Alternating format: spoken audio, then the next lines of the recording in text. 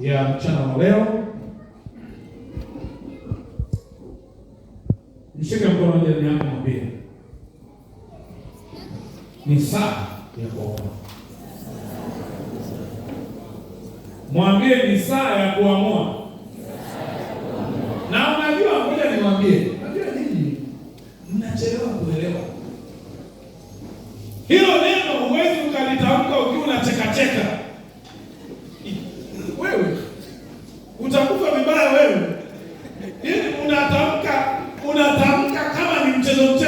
Yaani swala la kuamua sio jambo jepesi. Mwambie rafiki ni saa ya kuamua.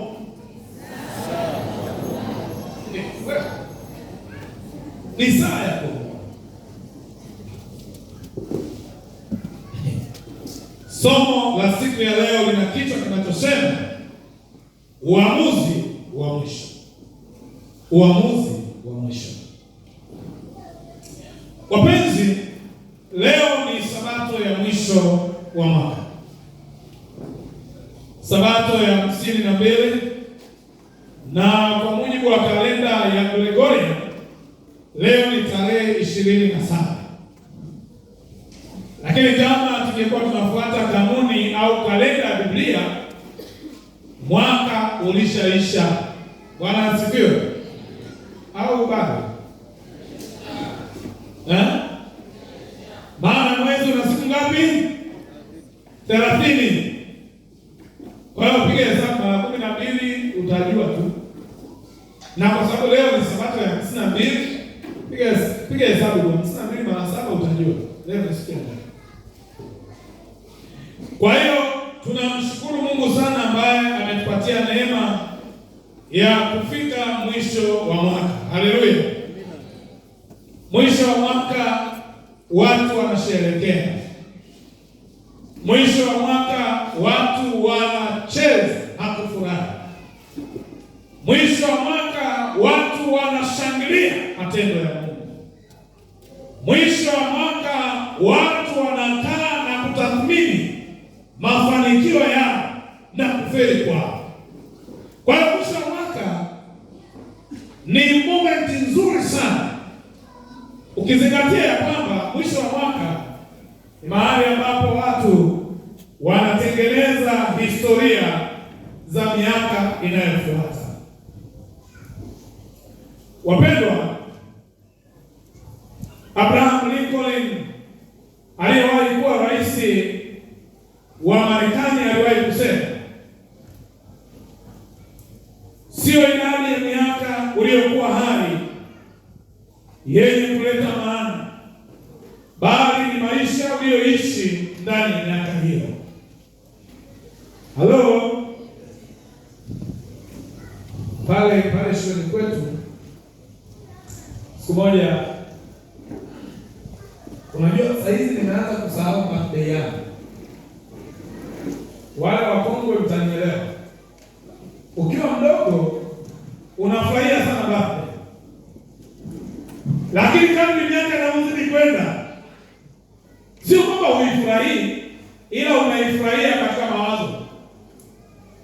Watu wasema hapo unadhani mchezo. Hawa watoto wadogo wanafurahia kwa sababu wanapata uzoefu mpya. Anaona kwamba anakuwa, akiwa na miaka 2 anafanyia birthday, anashangilia. Kwanza yeye hawajibiki. Yes, anafikiri keki leo. Lakini mwenzangu na mimi miaka 50, birthday inakuja na majuto. Miaka 50 bado unakaa nyumbani, utafurahia wewe? Tunaenda pamoja. Miaka 50 unafanya birthday, utafurahia? Wakati unakaa nyumba ya kupanga. Miaka 50 unafanya birthday, una watoto wengine 4 bado wanasoma, wengine wako primary. Wewe kuweza?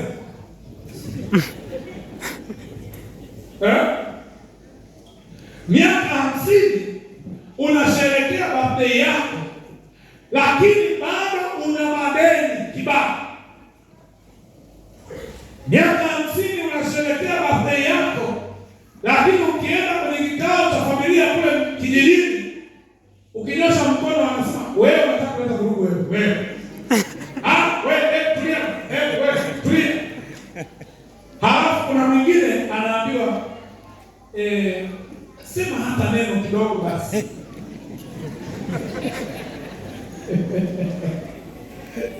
Na unajua mafanikio hayana kelele. Haleluya. Unajua kujeni kwa jambo hili.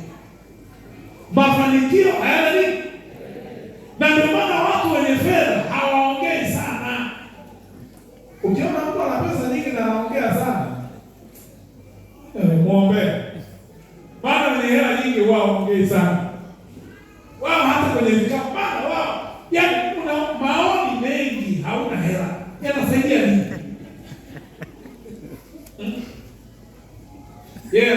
Unaona kutulia kwenye kikao cha familia, ametulia.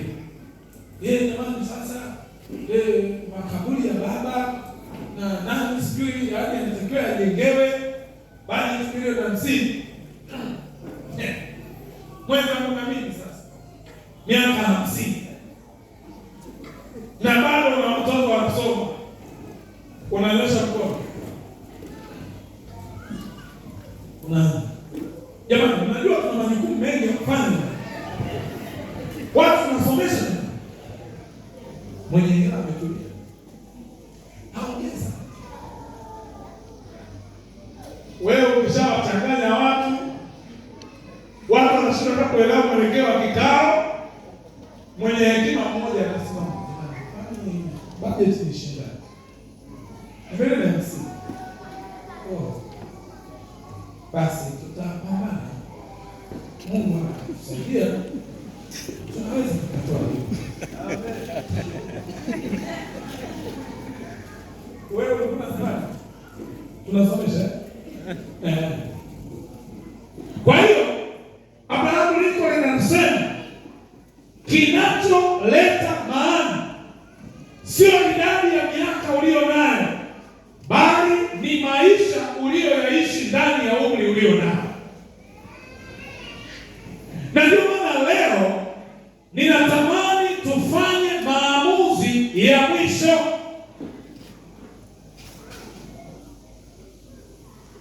Neno hilo huwa halitolewi hivi. Wale majambazi wakikamata mtoto wako, wamekamata familia yako, watakupigia simu, tumemkamata mke wako, tumekamata watoto wako, waangalie wanateseka. Fanya uamuzi wa nini? Wa mwisho. Tuma milioni 10 au tuna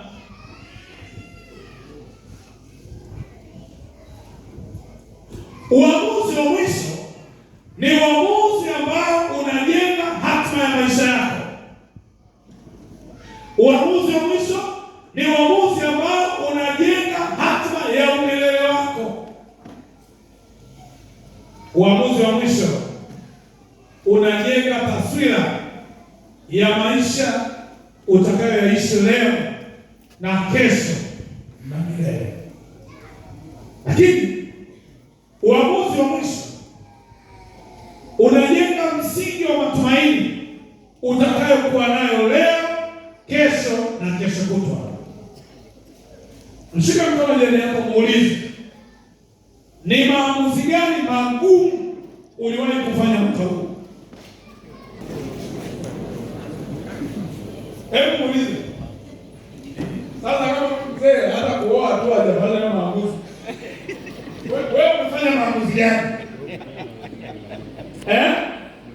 Leo mbili hivi.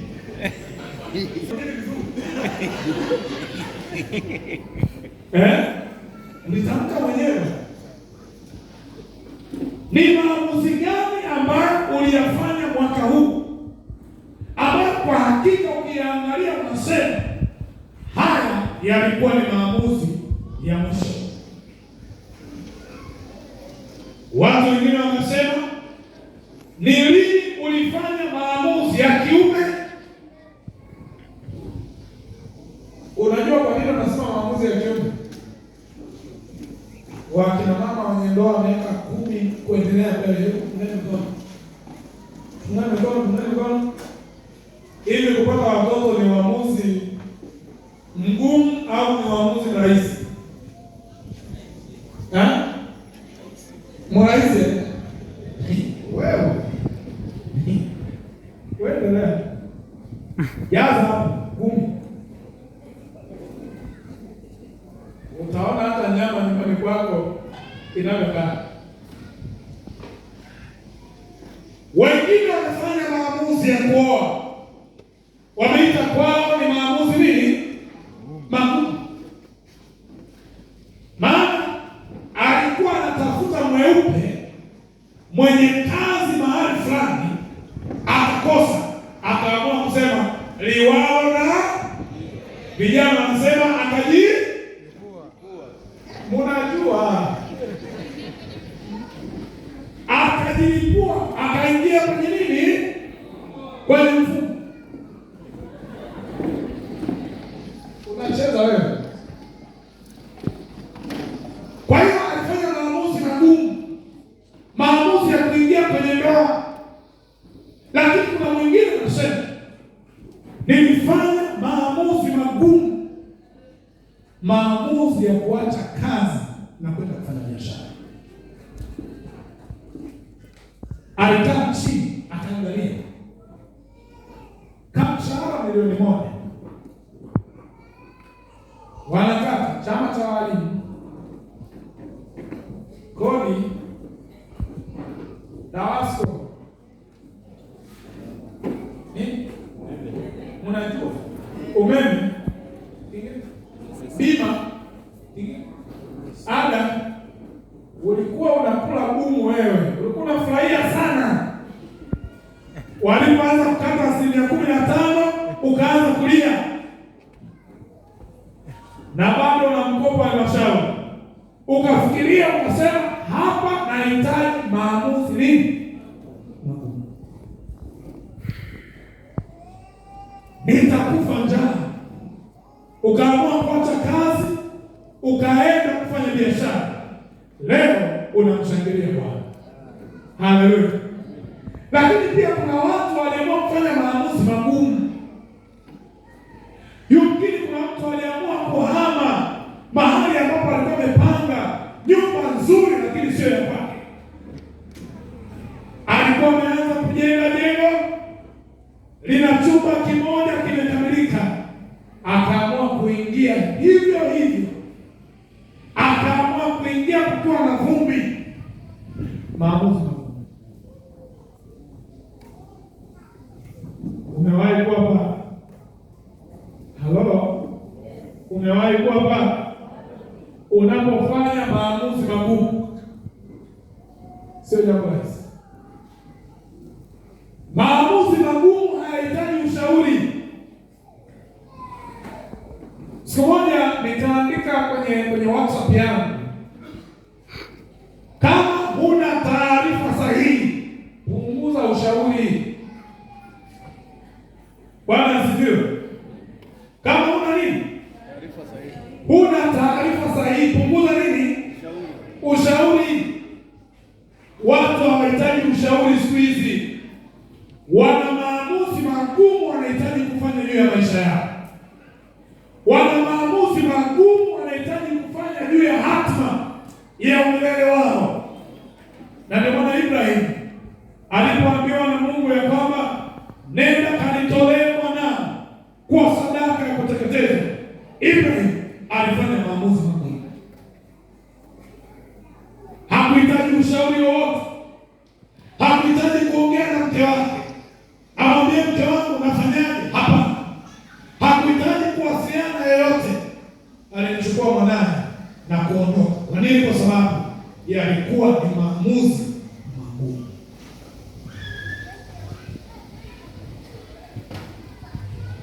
Maamuzi magumu.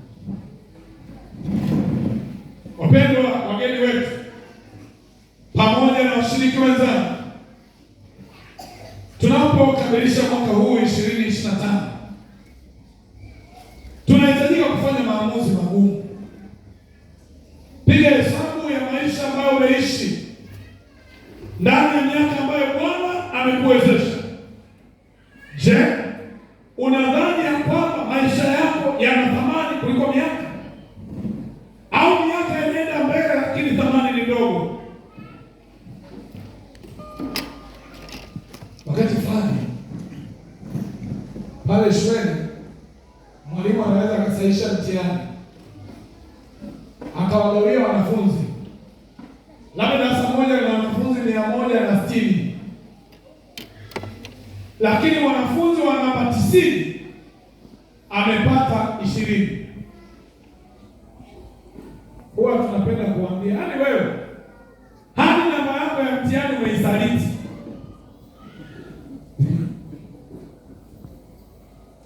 Mwingine anavaa kiatu namba 45,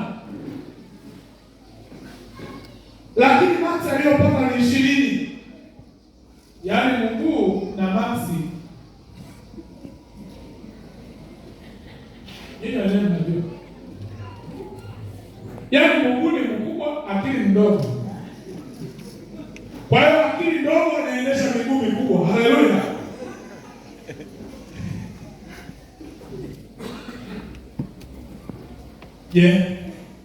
Kwako wewe jambo hilo likoje? Ukiangalia katika mawanda mapana, umri ulionao na maamuzi ambayo umekuwa unayafanya kila siku, vinaendana au akili ndogo inaongoza miguu mikubwa? Mchana wa leo naomba nikutie moyo. Sio miaka unayoishi katika ulimwengu huu yenye maana na faida kubwa, bali maisha utakayoishi hata kama Bwana atakupatia siku mbili. Haleluya. Hayo yana maana kubwa sana. Hata kama Mungu atakupatia miaka 22, lakini hiyo miaka 22, hebu mwambie Yesu, na ikawa ni miaka ya baraka, na ikawa ni miaka ya neema, na ikawa ni miaka yenye maana katika maisha yako. Jana wa leo ninayo mapendekezo machache kwa ajili yako. Jambo la kwanza, katika maamuzi ya mwisho ambayo ni vyema kuyafanya siku ya leo, jambo la kwanza, amua hivi leo kumfanya Mungu kuwa wa kwanza katika maisha yako. Haleluya. Jamani, haleluya. Mfanye Mungu kuwa wa kwanza. Hebu tafakari maisha yako ya mwaka mzima. Kutembea kwako, kusoma kwako, kuongea kwako, kuishi kwako.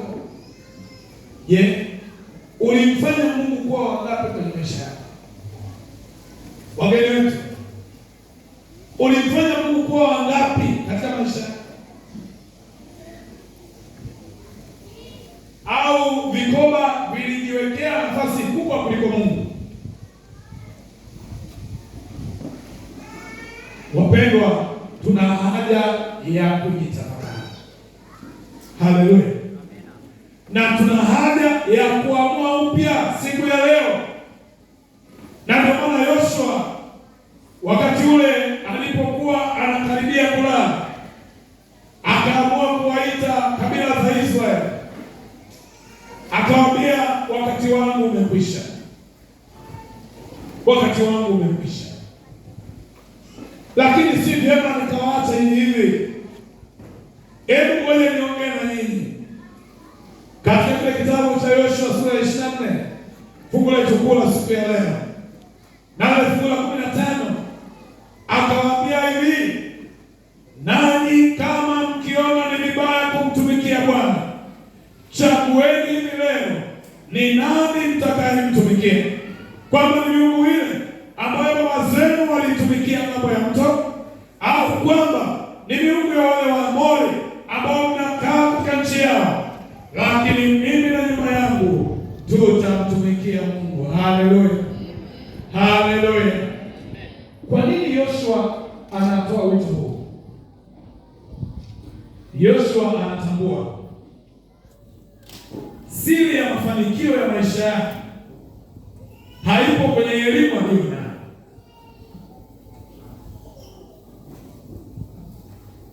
Hebu mshike mkono jirani yako, mwambie siri ya mafanikio uliyo nayo. Hebu mshike mkono, mwambie siri ya mafanikio uliyo nayo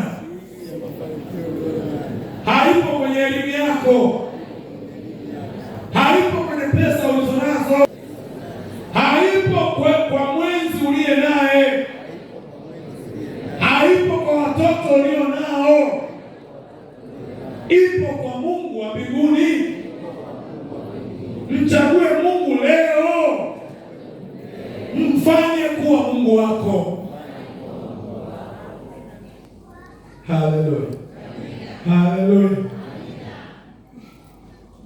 Yoshua anawaambia watu wa Israeli, ni kweli Mungu aliwatoa kutoka mbali akawaleta hadi hapa leo, mnaendelea kuishi, lakini ni vyema mtambue jambo hili: mafanikio yenu hayategemei uwepo wenu hapa, yanategemea Mungu.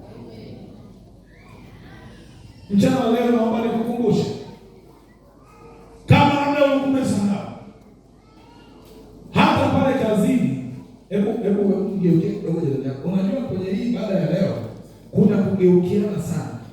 Sasa kama umekaa na mtu ambaye huwa hausalimiani, utajua hujui. Haleluya. Hebu mgeukie jirani yako, mwambie hivi, mwambie hivi, hata kama amesinzia muamshe, mwambie pastor anasema.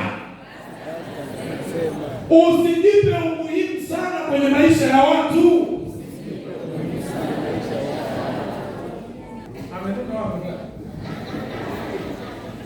Unajua hapa duniani kuna watu wanajipa umuhimu sana. Pale kazini unajipa umuhimu sana. Wewe hata ukifa leo, yupo atakaye kuja na kufanya kazi unayoifanya. Hivi mnanielewa? Ni maneno magumu, lakini ndio ukweli. Usijipe umuhimu sana. Kuna watu kazini hata wakiambiwa chukua likizo, ana wasiwasi na cheo. Sikiliza, ninakutia moyo mchana wa leo, cheo chako kinatokana na Mungu uliye naye. Usiogope, usiogope kabisa. Unalilia cheo, unaambiwa nenda likizo, unaogopa. Ukirudi hata kama umekalia kiti, usiogope mtu wa Mungu. Usiogope. Hata wewe mwenzi uliye naye, usijipe umuhimu sana kupitiliza Mungu. Haleluya. Hivi wamama mnanielewa? Wababa mnanielewa? Wewe jipe umuhimu sana. Na ndio maana mimi mwenyewe, yaani nimechagua yule mama. Halo. Mbona mzee? Nampenda story. Yule mama yule, ninampenda sana, lakini simpende kushika Mungu. Haleluya. Unajua kwa nini? Ninajua nikijipa umuhimu sana nitakuwa Mungu wake. Halafu ubaya wa kuwa Mungu wake ni huu: kuna wakati nitakufa. Halo. Nikifa, siku hizi watu wanacheleweshi. Halo. Hivi mnanielewa? Naongea na mtu hapa ananisikia? Naongea na mwanaume ambaye ananisikia hapa. Watu hawachelewi. Wewe jipe umuhimu. Kwamba eti bila wewe hawezi kuishi. Who are you? Who are you? Who are you? Wewe usijipe umuhimu. Haleluya. Mpe Mungu utukufu. Mpe Mungu umuhimu. Yeye ni bora kuliko chochote ulichonacho. Yeye ni bora. Unakufa leo. Basi. Vijana wanasema unadanja leo. Wanasafirisha kupeleka Moshi. wanakunywa na pombe, wanazika. Na uzuri wa Sabato unafundisha ya kwamba mtu akifa hajui neno. Baada ya miezi anaanza kuja nyumbani. Huyu wako wewe,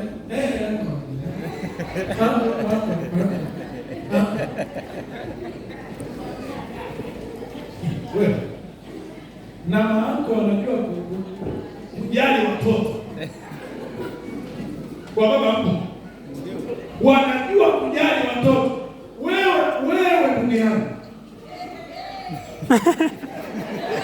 unasikia huko?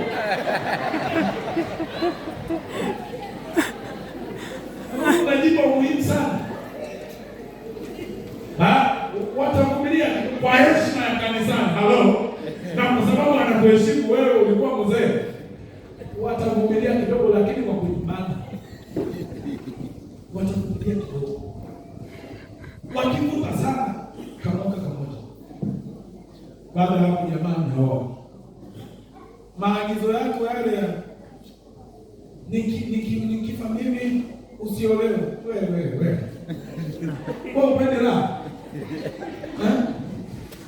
wewe umekufa na lako halipo.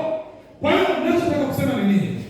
Sio kwamba usiipende familia yako, ipende kwa wakati wote ambao Bwana amekupatia, lakini weka umuhimu kwa Bwana, maana yeye ndiyo siri ya mafanikio yote. Yeye ndiyo siri ya kila kitu. Pale kazini, mweke Mungu kwa wa kwanza. Hata ukienda likizo, akija mtu mwingine, baada ya ofisi nasema hakika kuna mtu anakanisa hapa. Haleluya. Apatikane mwaminifu mmoja katika jamii unayoishi, waseme ya kwamba huyu ameondoka, lakini tutamkumbuka daima. Na haya yote yanatokea endapo utamweka Mungu kwa ngapi? Hata pale mtaani pale, wewe watu hawakuheshimu kwa sababu ya gari na nyumba, wanakuheshimu kwa sababu ya Mungu uliye naye. Kwani hata kule kwenye vikoba nyama, kule kwenye vikoba ili mumchague mhazini, niambieni kweli, mnaangalia wana hasa au mwaminifu, si ndio? Huyu ni mwaminifu. Sasa wewe kila sehemu umekopa, hujalipa, wanakuchaguaje kwa mhazini wewe? Muweke Mungu kwa wa kwanza. Mwambie Mungu, naomba unisaidie mwaka huu 2025, yumkini mahali fulani nilidondoka chini, yumkini mahali fulani nilikuangusha chini. Nisaidie mwaka unaofuata na Sabato hii ninafanya maamuzi magumu ya kumfanya Mungu kwa wa kwanza. Haleluya, haleluya. Waisraeli wanamwambia Yoshua, la Yoshua, sisi tutamsikiliza Bwana wa mbinguni. Kwa nini? Kwa sababu yeye ndio siri ya kila kitu. Haleluya. Jambo la pili ambalo ni muhimu siku ya leo kulifanyia maamuzi, kama uamuzi wako wa mwisho, amua hivi leo kumpokea Yesu Kristo kuwa Bwana na mkombozi wa maisha yako. Bwana mseme amina. Amina. Sikiza nikwambie, Kristo ndiyo tumaini letu. Haleluya. Yaani awe Muislamu awe Mkristo anajua ya kwamba Kristo ndiye tumaini letu. Kristo amebeba hatima ya maisha yetu ya umilele. Kristo amebeba hatima ya maisha yetu ya leo, kesho na milele. Chagua kumfanya Yesu awe ndiye kiongozi wako, maana amebeba hatima ya maisha yako ya leo na ya umilele. Haleluya. Haleluya jamani. Kwa nini usifanye maamuzi magumu kama haya? Wakati wengine wanafanya maamuzi ya kwenda kununua pombe na kuwaita watu wapangane mistari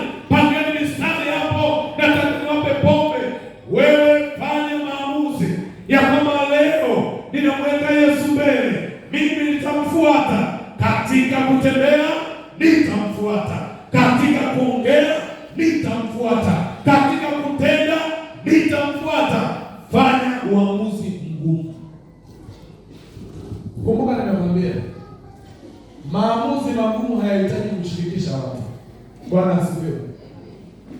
Bwana asifiwe. Hata mimi wakati naoa, unajua kuoa ni maamuzi magumu. Au mzee, nakosea? Ni uamuzi. Kuoa. Mzee, niambiwa na wewe unachelewa kwa sababu ni maamuzi magumu. Elizani ndo msahau. Huwezi kusahaulika haraka.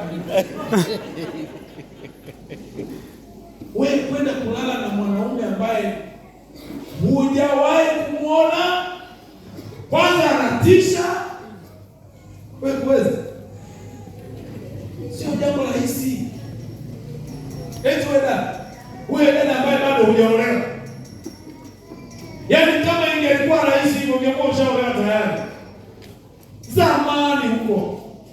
Lakini kuolewa ni maamuzi magumu, na nataka nikwambie, hautafanikiwa ikiwa hautamkubali Yesu. Haleluya! Kwa nini? Kwa sababu yeye ni mwongoza njia. Yeye akitangulia anasema ya kwamba maana yeye ni njia, kweli na nini jamani, na uzima. Akitangulia mbele, wewe unamfuata, unamwambia, yaani unakuwa kama wewe ni kipofu fulani, unakuwa kama zezeta fulani hivi. Wakati fulani, siku moja Jumamosi, nimetoka kanisani na mke wangu. Tuna katoto kadogo. Haleluya. Kana kama miezi 6 tu. Sasa mimi nimezoea, nikiwa naenda kanisani na kachukua katoto kangu. Na siku hizo tuna ile mifuko. Haleluya. Okay mama. Tuna ile mifuko. Na kaweka hapo mbele, natembea kanisani. Na jioni narudi natembea. Sasa nikakutana na mama mmoja akasema, "Hey, ubarikiwe sana baba. Hata kama alisema umeishalikwata, bora tu. Iwaje ni mtoto wako na unamsaidia mke wako. Ubarikiwe sana." Kipokoni nikasema haleluya Bwana. Yaani tunatakiwa kula limbwata la Yesu. Haleluya. Kula limbwata la Yesu wewe. Uwezezeka kwa Yesu. Yesu alikwambia, "Twende," unakimbia. Maana yeye ni njia, kweli na uzima. Haleluya. Yeye akitangulia, mimi kila siku nasema, yeye akiwa mbele yangu sitaogopa jambo lolote. Hata kama ninapita katika uvuli wa mauti, sitaogopa jambo lolote. Hata kama ninapita katika tundu la moto, sitaogopa jambo lolote. Hata kama nikiangalia sioni litanifaa, sitaogopa jambo lolote. Kwa nini? Kwa sababu mwongoza njia yuko mbele. Amen. Haleluya. Atakaponiambia hapo simama, mimi nasimama. Ngoja nikwambie. Ninawaambia siri ya mafanikio yako haipo kwenye hivyo unavyoviona wewe. Ipo kwa Yesu. Wangapi ambao wamenunua magari yakiwa mapya, wakadhani kwamba fedha ndizo zitakazowafanya waendelee kuishi, lakini gari likiwa jipya linapata ajali na bahati mbaya hujakata mimba, linaungua, utasema nini sasa? Wangapi ambao walidhani ya kwamba siri za maisha bora ya ndoa ni kuwa na mwanamke mpiskari mrembo. Baba, niwakumbushe nini vijana? Mwangalie mama kama yuko hapa. Alikuwa mrembo sana. Kupitia wewe kuzaliwa ulimbadilishia maisha yake yote. Alikuwa anaenda saa 6 saa 12 hiyo. Anaenda saa 4. Hakuwa hivyo alivyo leo. Na kwa sababu hiyo, mwambie Yesu, nisaidie kuona visivyoonekana. Hata kama akitembea kama narudi nyuma, lakini ili mradi Yesu ameniambia hapo sawa, nipo tayari. Haleluya. Mpokee Bwana Yesu. Mfanye Yesu kuwa Bwana na mkombozi wa maisha yako. Mpokea wewe awe kiongozi wa njia zako.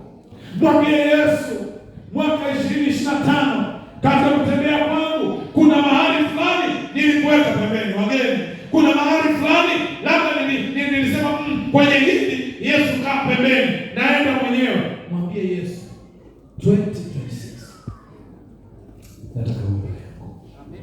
Haleluya. Maana ujapopita wewe ni salama. Haleluya. Haleluya.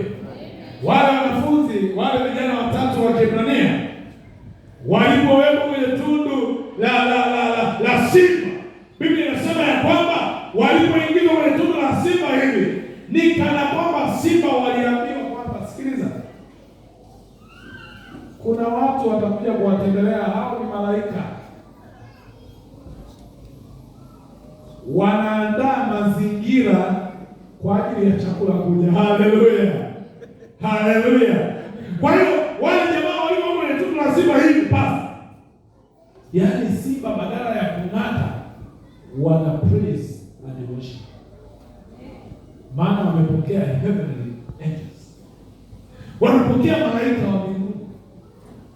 Wakati yule mfalme anachochea kuni katika ile tanuru la moto mara 7 zaidi, anasema ya kwamba anapowaweka wale vijana katika ile tanuru akidhani ya kwamba anaenda kuwaua, Yesu yuko tayari ndani ya moto anawasubiri. Ni kana kwamba vijana wanapoingia wanasema, twenda Sayuni, mji mzuri Sayuni, twenda juu Sayuni, ni maskani ya Mungu. Vijana wanaingia, wanakutana na Yesu. Haleluya. Haleluya. Fanya maamuzi makubwa. Mpokee Yesu leo, hata kama itakulazimu kuachishwa kazi kwa sababu tu ya kumpokea Yesu. Furahini, tena nasema furahini, maana katika dhiki Yesu yupo hapo. Bwana asifiwe. Sisi wa Kristo tunapohesabu namba hatuanzii na moja, tunaanzia na 0 ambayo inaonekana kuwa ni negligible, lakini ina maana ikiwekwa mbele ya namba inaleta maana. Haleluya. Huyo ni Yesu. Bwana asifiwe. Anaweza kuonekana kama hana maana, anaweza kuonekana kama haeleweki, lakini yeye ni bora. Maana ukiingia ukafungua moyo wako, utamuona akifanya kazi kwenye maisha yako. Amina. Pokea Yesu. Amina. Haya ni maamuzi magumu. Maamuzi magumu namba 3 ambayo unapaswa kuyafanya siku ya leo. Fanya uamuzi ya kwamba mwaka 2026 nitafanya kazi kwa bidii. Haleluya. Haleluya. Nataka niwaambie washiriki wenzangu pamoja na wageni, haya makanisa mnayoyaona, misikiti mnayoyaona, inahitaji fedha ili iendelee. Na fedha hizo hazipatikani mahali pengine, ni kwenu. Bwana asifiwe. Na sio nyinyi, lazima mfanye kazi. Bwana asifiwe. Wewe ni shahidi. Wakati mwingine ulishindwa kwa umenifu wa zaka na sadaka kwa sababu tu ya kutofanya kazi. Unalala. Na hapa mbele nawasogelea kidogo. Hivi twende tuseme tu na ukweli. Halo? Tuseme nini? Ukweli. Hivi wewe ule mshahara unaopata kwa kuajiriwa serikalini, tukikupigia hesabu ya siku ambazo unafanya kazi na piga hesabu ya zile Sabato na Jumapili ambazo unakuwa haupo kazini, piga hesabu ya holiday zote ambazo unakuwa haupo kazini, piga hesabu ya siku ambayo umejisikia tu umekula mpaka saa 8 mlio mmenielewa tayari.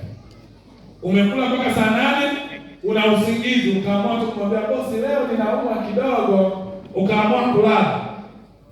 Piga hesabu hizo zote. Je, ukiangalia unaona kabisa ule mshahara unastahili? Hello? Unaona unastahili? Ustahili hata kidogo. Mwambie Mungu mwaka 2025-26. As long as kwanza nataka kuweka wewe kwa kwanza. Lakini jambo la pili nataka kupokea wewe kama Bwana na mkombozi wa maisha yangu. Nisaidie nifanye kazi kwa bidii. Haleluya. Maana kufanya kazi kwa bidii ni kanuni ya mbinguni. Siku zitafanya kazi na sababu nini? Ole wake yule ambaye anafanya siku zote kwa za Sabato kwa kupumzika, hata kwa kisingizio ya kwamba mimi nafanya online business. Bwana anakutazama. Haleluya. Bwana anakutazama. Fanya maamuzi magumu leo. Fanya maamuzi magumu leo. Mwambie Mungu, nipatie nguvu ya kufanya kazi. Nipatie afya njema pale kazini ninapofanya kazi. Nikiondoka watu waseme tumemisi Neema, tumemisi Farida, tumemisi Juma, tumemisi Daudi. Jamaa yule ni mchapa kazi. Neno la Mungu linasema asiyefanya kazi lazima Bwana nyuma kwa. Na ukitaka kundoa neno kwenye harusi, kati ya matajiri na maskini, wapi wanaopata wengi? Maskini. Unajua kwa nini? Kwa sababu ile ndio sehemu pekee ya yeye kucelebrate. Hajawahi kuwa na celebration yoyote nje ya pale. Na michango wanatoa kwa lazima ni kuambia. Sasa hizi tutakwambia Ipange. Sawa mzee. Ipange. Wewe changanya, utangaze ndoa, huna hela. Utajua mimi.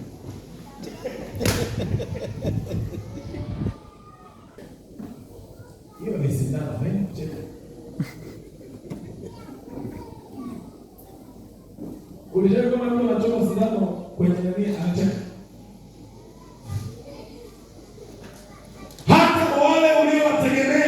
Watakukataa. Na sio kwamba wanakukataa kwa sababu hawataki. No, wakati mwingine mimi wanawaambia watu, punguza kulaumu watu. Bwana asifiwe. Fulani hajatolea mchango wa harusi, fulani hajanisaidia. Una uhakika gani kwamba wakati wewe unahitaji msaada yeye alikuwa anahitaji msaada? Ulikuwepo?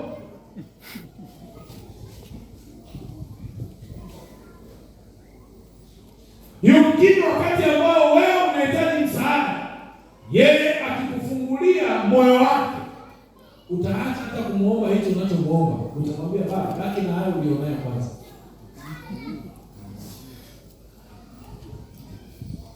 Fanya uamuzi mgumu wa kwamba mwaka ujao nitafanya kazi kwa bidii. Haleluya.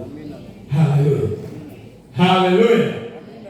Mwambie Yesu, kwa sababu wewe unaniongoza. Ni kweli watu wanalalamika zaidi ya kuna kazi. Lakini kwa sababu wewe utakuwa mbele yangu, nina imani ya kwamba utanisaidia kujua wapi nitembee. Haleluya. Mama mmoja nilimtembelea, ana kiwanda fulani cha printing hapa mjini. Amefiwa na mume wake. Walikuwa na maisha mazuri. Wanaenda Dubai mara 2 kwa mwaka. Unakujua Dubai wewe? Hello? Hawaendi kwa safari ya kiserikali, wanaenda wao vacation. Wewe vacation hapo Upugu tu, kazi mzungu unashindwa. Wao wanaenda Dubai. Baba kafariki. Yule mama akaniambia, pastor, niombee, maana mimi nimejua uchawi wangu uko kwa Yesu. Anatoa zaka kwa uaminifu, anatoa sadaka kwa uaminifu, anapambana, anafanya kazi kwa bidii. Anasema ya kwamba ninajua hakuna mwanaume atakayekuja kunipa fedha ya bure. Kwani ungeni na wadogo zangu wa kike. Nataka niwaambie hakuna, mimi mwenyewe nilikuwa kama hawa ambao hawajaoa. Hakuna kijana anayeweza kukupa pesa wewe bure. Hakuna. Akikupatia lazima utalipa. Bwana asifiwe. Hata hivyo ni kanuni ya mbinguni. Biblia inasema kitabu cha Yohana 3:16, kwa maana jinsi Mungu aliupenda nini? Hata kama nini? Kwa hiyo asingeupenda asingetoa, si ndio? Lakini sio hivyo tu, anasema ili kila amwaminie asifanye nini? Bali awe na uzima wa nini? Kuna wajibu hapa. Mungu anaonyesha upendo kumtoa mwanae, lakini wanaoonyesha upendo lazima wapokee, na ukipokea wana ahadi ya kwamba wao wataurithi uzima wa milele. Ni mawili tu. Ukipewa hela, aidha Kikwete alisema ukitaka kula na shaka mnajifanya kama mzibizo kauli. Nina wazungu. Ukitaka kula sharti uli. Hakuna biashara ya upande mmoja. No. Hivi hata wewe hauna akili. Yaani mimi kila siku nakupa wewe 1000. Sikiza tu hiyo. Unatoa 1000 mzee. Sisi tunatoa 100,000. Sisi sawa. Kama wewe unataka kuona kwa 1000 hapa, nitafakari. Sasa wewe unapewa hizo hela kila siku. Unadhani kwamba ni rahisi kweli? Nilikuwa naambia wanangu pale shule, nilikuwa naambia kadri miaka inavyozidi kwenda, wazazi wanajiondoa kwenye kuhudumia. Bwana asifiwe. Wanajiondoa. Wana mingi, wanafanya mambo mengi. Wewe subiri ufeli. Kama kuna binti wa kazi alikuwa pale nyumbani, wanampa likizo. Tafsiri rahisi ni kwa wewe ndio house girl wakati huo. Nenda chuo maliza. Halafu umefeli, kazi hauna, haujiongezi, umerudi pale nyumbani. Wanamfukuza binti wa kazi. Wewe unakuwa ni mhaini kwa sababu umehatarisha kazi ya mtu mwingine. Aende kula wapi? Hapo kibaya zaidi, wewe utakuwa unafanya kazi pale, ulipi.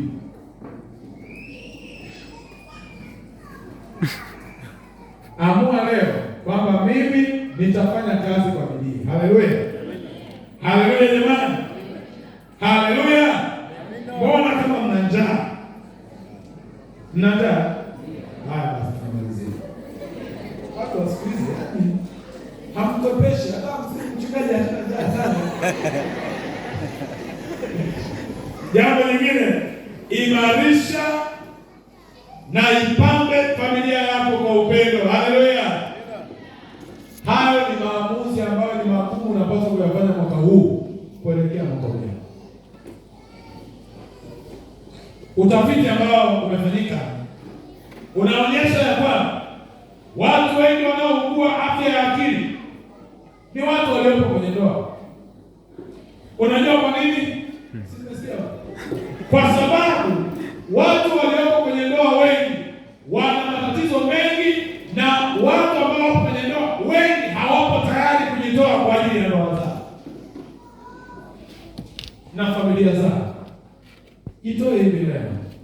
Mwambie Yesu, nifanye niwe sababu ya furaha kwenye familia yangu. Haleluya. Hebu mwambie jirani yako, mwambie, hebu kuwa sababu ya furaha kwenye familia yako. Mwambie tena, kuwa sababu ya furaha kwenye jamii yako.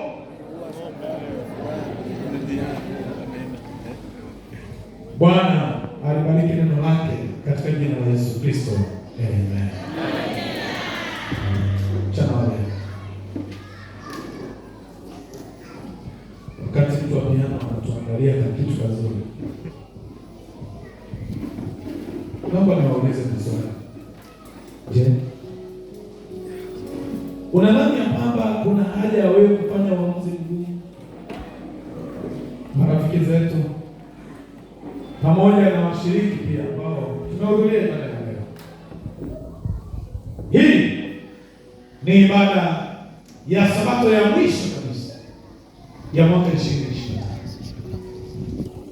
Imeunganishwa na ibada ya Sabato ya wageni, wageni ambao wamekuja kushiriki baraka pamoja nasi, wageni ambao wamekuja kushiriki upendo wa Kristo pamoja nasi.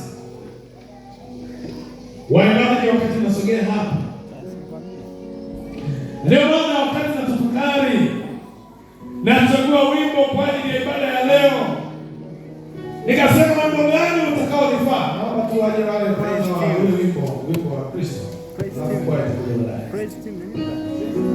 Nikasema hivi ni wimbo gani utakaofaa. Nikatafakari maneno ya mtunzi wa wimbo namba 138 anaposema nitakuandama kote.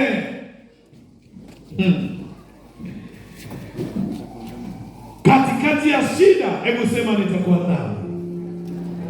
Hebu sema nitakuandama. Katikati ya shida,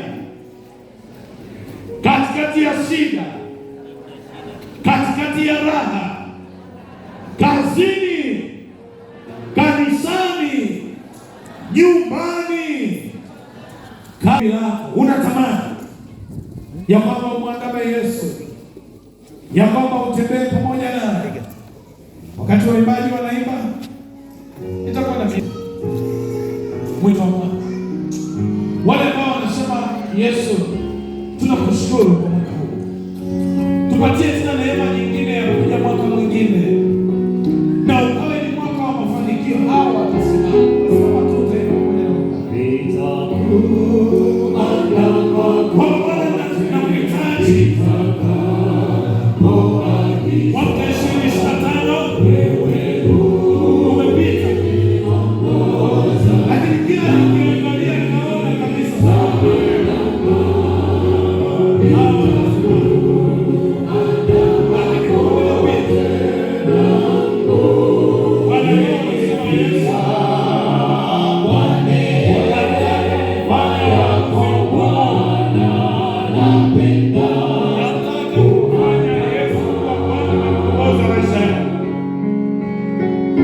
kwa njia ya ubatizo. Nahitaji Yesu awe kiongoza maisha yangu. Nahitaji Yesu ashikilie maisha yangu. Nitakapokuwa natembea, atembee pamoja nami. Yeye akiombea, aniongoze. Nami nikiwa nyuma, ninapotembea, nione kabisa yeye mbele yangu. Kama kuna hiyo, wachungaji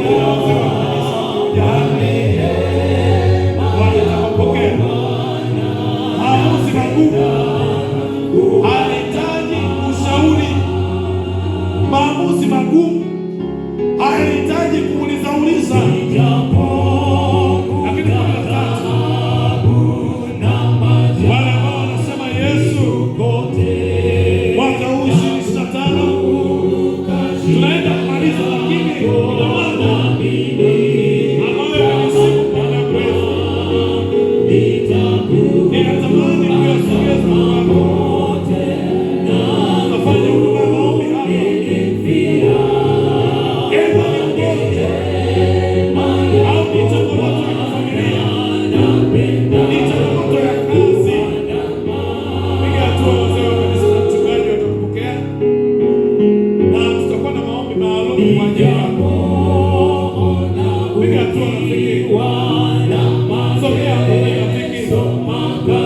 Je, wale ambao wanatamani kubatizwa, unaweza kupiga hatua kwa maombi wa kulia. Na wale ambao wanasema nina jambo nahitaji Yesu anifanyie, wewe piga hatua, njoo kwa maombi wa kushoto. Wazee wa kanisa na mchungaji watakupokea. Siku ya leo ni siku ya kufanya maamuzi magumu. Ni siku ya kufanya maamuzi yenye hatima ya maisha yako. Sio tu maisha yako ya leo, bali maisha yako ya milele. Piga hatua rafiki, njoo. Tunatamani kufanya maombi pamoja na wewe. Je, yuko mmoja aliyebaki? Naomba utakuwa mrefu sana, maana tunatamani kwenda kula. Yuko mtu mwingine fulani anasema anahitaji batizo, au ana jambo anasema nahitaji kulisogea, maana hapo yote hakuna linalowezekana pasipo Yesu. Kwa nini usipige hatua mahali fulani? Piga hatua chao. Yesu anakuita. Yeye muongoza njia. Yeye muongoza njia. Ametangulia mbele. Kazi yetu ni kumwandama. Kazi yetu ni kutembea naye, kusogea naye. Akisema twende kulia nasi tunaenda. Akisema twende kushoto nasi tunaenda. Akisema nyuma nasi tunarudi nyuma. Kwa nini usisogee? Kwa nini usipige hatua? Kwa nini usisogee? Marafiki zetu wapendwa, ninawatambulisha Yesu leo kwenu. Ikiwa unasema natamani Yesu awe kiongozi wangu, kwa nini usipige hatua tena? Njoo, Yesu anakuita. Huu wito hautakuwa mrefu, maana anayekuita ni mkuu sana.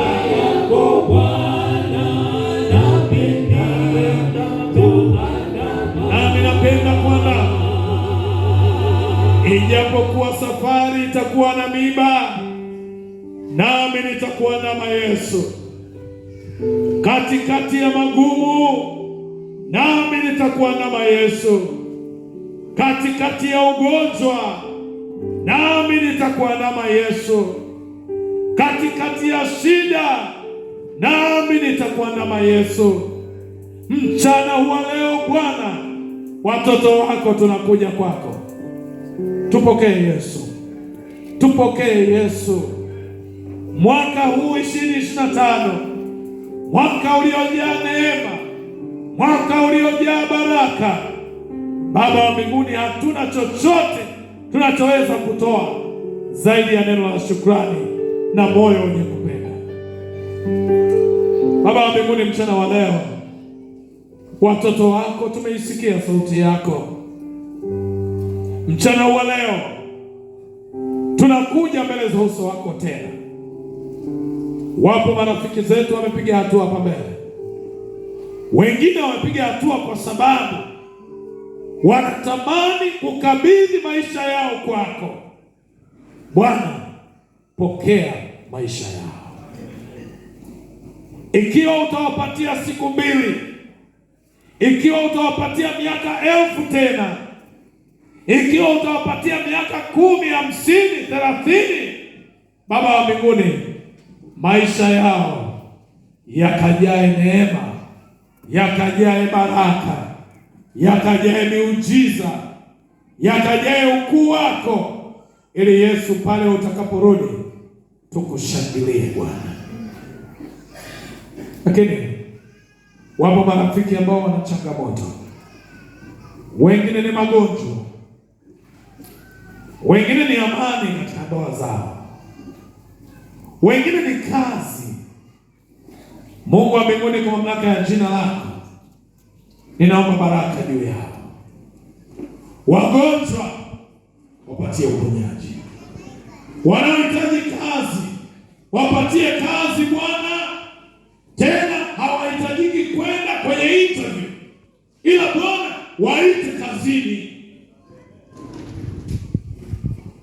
Waliokata tamaa